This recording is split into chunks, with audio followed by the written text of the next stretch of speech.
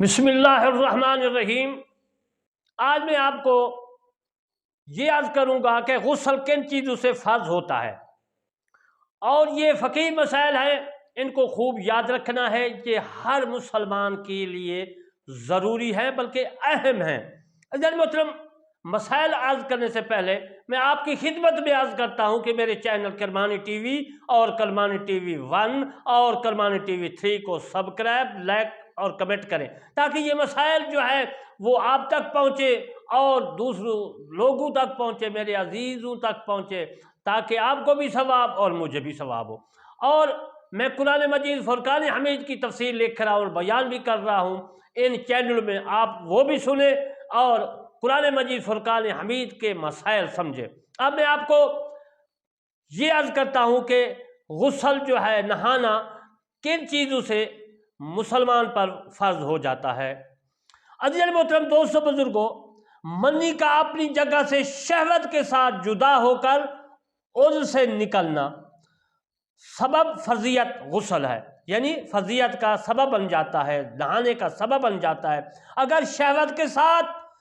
اپنی جگہ سے جدا نہ ہوئی منی بلکہ بوجھ اٹھانے یا بلندی سے گرنے کے سبب نکلی تو غسل واجب نہیں ہوگا، ہاں وضو جاتا رہے گا۔ اگر اپنے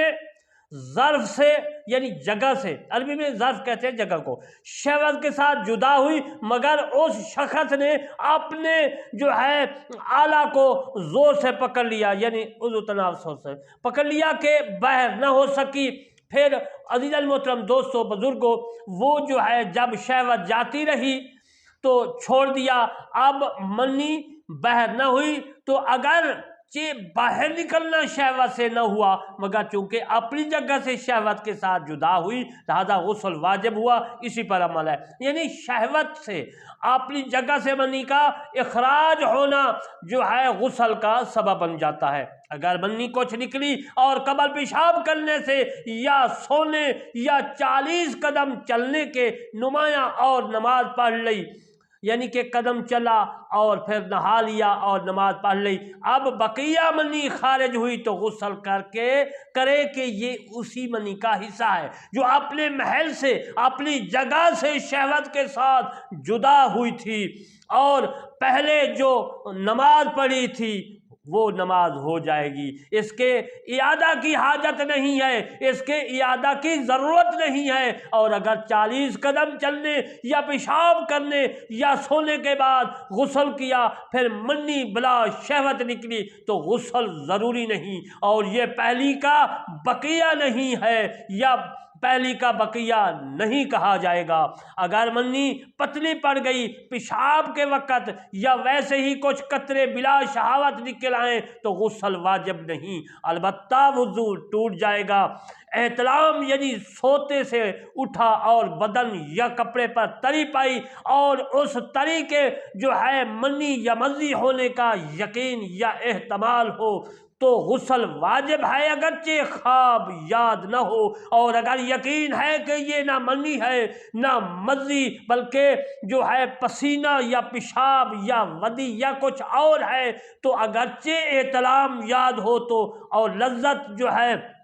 انزال خیال میں ہو غسل واجب نہیں۔ اور اگر منی نہ ہونے کے پر یقین کرتا ہے اور مزی کا شک ہے تو اگر خواب میں احتلام ہونا یاد نہیں تو غسل نہیں، ورنہ غسل ہے، نہانا اس کو پڑے گا۔ اگر احتلام یاد ہے مگر اس کا کوئی اثر کپڑے وغیرہ پر نہیں، غسل واجب نہیں ہے۔ اگر سونے سے پہلے شہوت تھی، آلہ قائم تھا، اب ہوگا، اب جاگا، نیند سے بیدار ہوا اور اس کا اثر پایا اور مزی ہونا غالب گمان ہے تو احتلام یاد نہیں تو غسل واجب نہیں، جب تک اس کے جو ہے منی ہونے کا ظن غالب نہ ہو۔ اور اگر سونے سے پہلے شہوت ہی نہ تھی، یاد تھی مگر جو ہے سونے سے قبل دب چکی تھی اور جو خارج ہوا تھا صاف کر چکا تھا تو منی کے ظن غالب کی ضرورت نہیں بلکہ محض احتمال منی سے غسل واجب ہو جائے گا۔ کثیر الوقوع ہے اور لوگ اس سے غافل ہیں، لوگ سمجھتے نہیں ہیں اس مسئلے کو کہ اس کا خیال ضرور ہونا چاہیے، جو میں نے عزیزان محترم دوستوں بزرگوں آپ کی خدمت میں مسئلہ عرض کیا ہے۔ بیماری وغیرہ سے غش آ جائے یا نشہ میں بے ہوشی ہو اور ہوش آنے کے بعد کپڑے یا بدن پر مزی ملی نظر آئی تو وضو واجب ہوگا، غسل واجب نہیں ہوگا۔ اور سونے کے بعد ایسا دیکھے تو غسل واجب، مگر اسی شرط پر کہ سونے سے پہلے شہوت نہ تھی۔ کسی کو خواب ہوا اور منی باہر نہ نکلی تھی کہ آنکھ کھل گئی اور آلہ کو پکڑ لیا کہ منی باہر نہ ہو، پھر جب جو ہے عزیزان محترم وہ تندی جاتی رہی، چھوڑ دیا، اب نکلی تو غسل واجب ہو گیا، نہانا اس پر ضروری ہوگا، فرض ہوگا۔ نماز میں شہوت تھی اور منی اترتی ہوئی معلوم ہوئی مگر ابھی باہر نہ نکلی تھی کہ نماز پوری کر لی، اب خارج ہوئی تو غسل واجب ہوگا مگر نماز ہو گئی۔ کھڑے یا بیٹھے یا چلتے ہوئے سو گیا، آنکھ کھلی تو مزی پائی، غسل واجب ہے۔ رات کو احتلام ہوا، جاگا تو کوئی اثر نہ پایا، وضو کر کے نماز پڑھ لی تو اب اس کے بعد منی نکلی، غسل اب واجب ہوا اور وہ نماز جو پڑھی ہے وہ ہو گئی۔ عورت کو خواب ہوا تو جب تک منی فرج داخل سے نہ نکلے غسل واجب نہیں جائے۔ مرد عورت ایک چارپائی پر سونے بعد بیداری، بستر پر منی پائی گئی اور ان میں ہر ایک احتلام کا منکر انکاری کرتا ہے، احتیاط یہ ہے کہ ہر حال میں دونوں غسل کریں اور یہی مسئلہ صحیح ہے۔ لڑکے کا بلوغ احتلام کے ساتھ ہوا، اس پر غسل واجب ہے۔ حشفہ یعنی سر ذکر کا عورت کے آگے یا پیچھے، مرد کے پیچھے داخل ہونا دونوں پر غسل واجب کر دیتا ہے، شہوت کے ساتھ ہو یا بغیر شہوت، انزال ہو یا نہ ہو، بشرطے کہ دونوں مکلف ہوں۔ اگر ایک بالغ ہے دوسرا جو ہے اس بالغ پر فرض ہے، یعنی کہ ایک بالغ ہے تو اس بالغ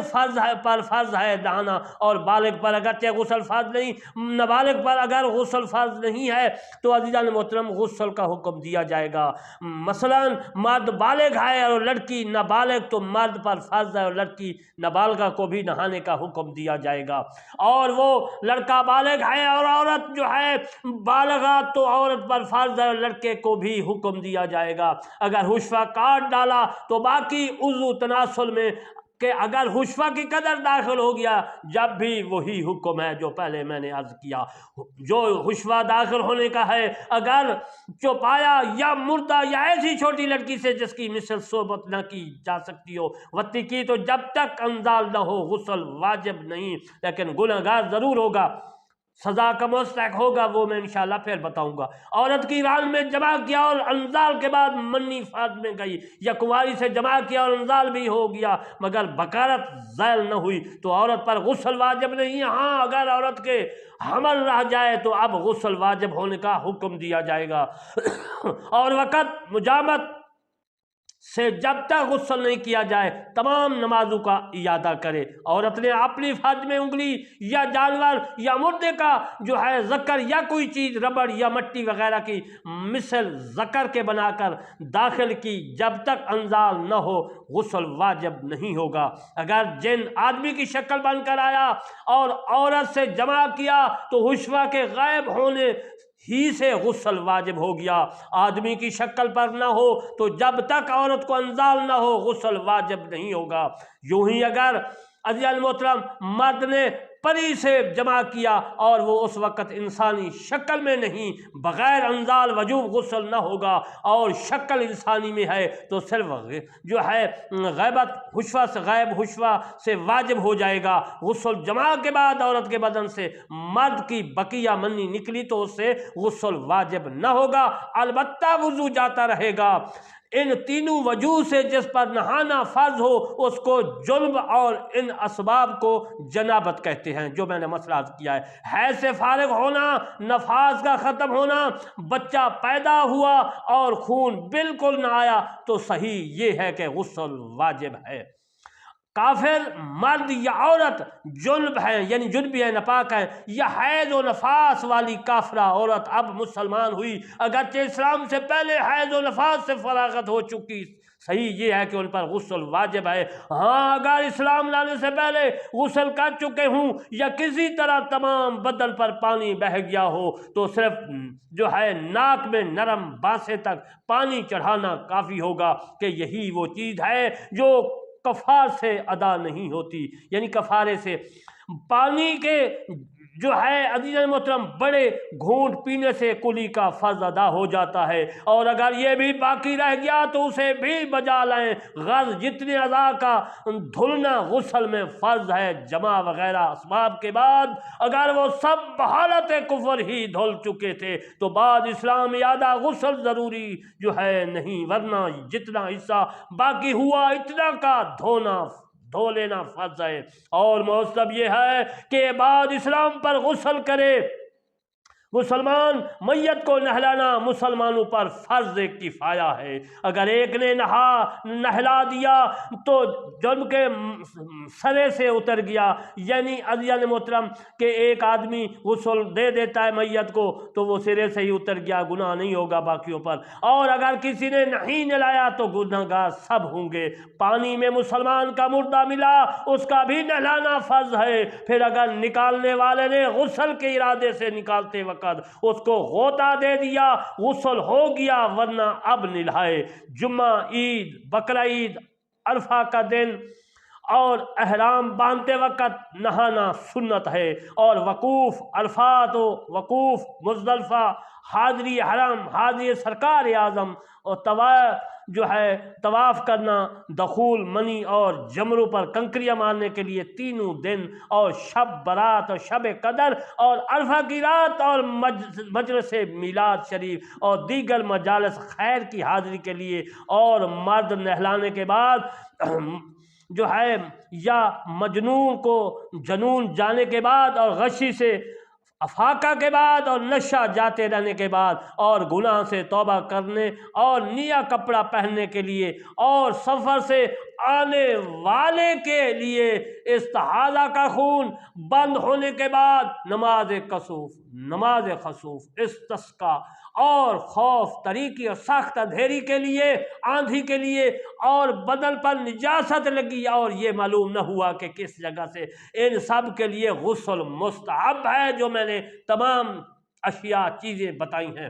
حج کرنے والے پر 10ویں ذی الحج کو 5 غسل ہیں: وقوف مزدلفہ، دخول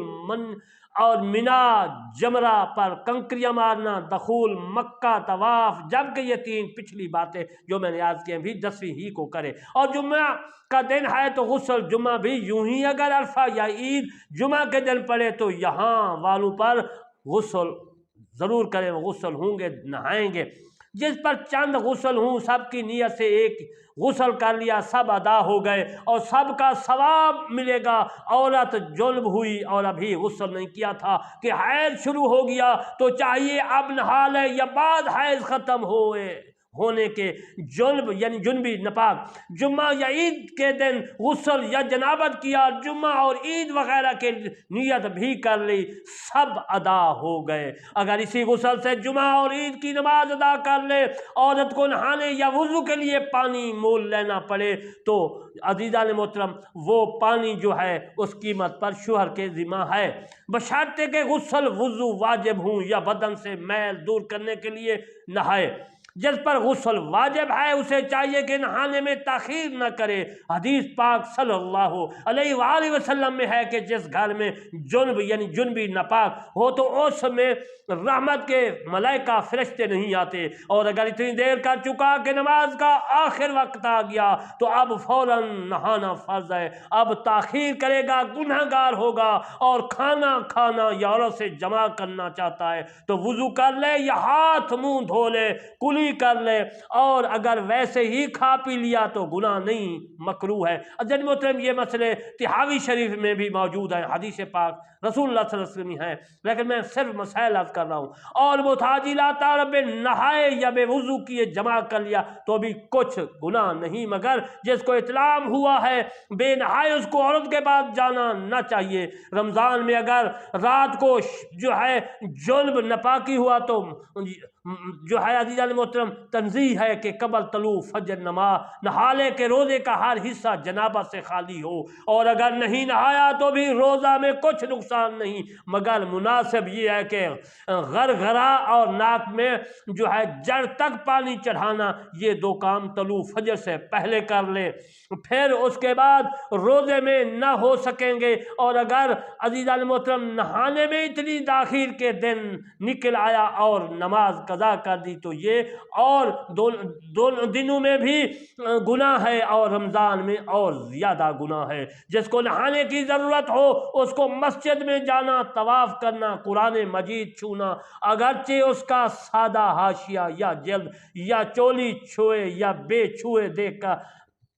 देखकर या ज़ुबानी पढ़ना या किसी आयत का लिखना या आयत का तावीज़ लिखना या ऐसा तावीज़ छूना या ऐसी अंगूठी छूना या पहनना, जैसे मुक़त्तियात यानी अलिफ लाम मीम अलिफ लाम रा, ये मुक़त्तियात है। मुक़त्तियात की अंगूठी हराम है। अगर कुरान अज़ीम जो है जज़दान में हो और जज़दान पर हाथ लगाने में हर्ज नहीं, यूं ही रुमाल वगैरह किसी ऐसे कपड़े से पकड़ना जो ना अपना ताबे हो न कुरान मजीद का, तो जायज़ है। कुर्ते की आस्तीन दुपट्टा की आंचल से यहाँ तक के चादर का एक कोना उसके मोढ़े पर है, दूसरे कोना से छूना हराम है कि ये सब इसके ताबे हैं, जैसे चोली कुरान मजीद